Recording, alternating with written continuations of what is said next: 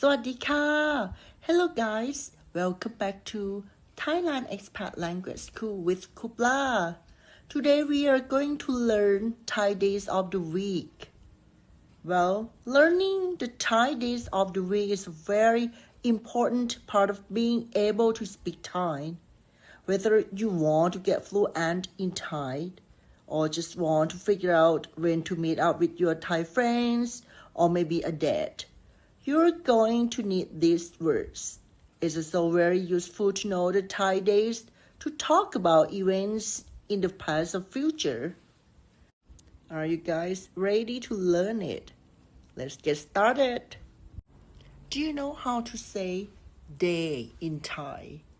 In Thai we say one. Let's start with Monday. In Thai we say one Chan. Tuesday we say one Angkhan. Wednesday we say one Put. Thursday we say one Palihat. Friday we say one Suk. Saturday we say one Sao. And the last one, Sunday, we say one Atit.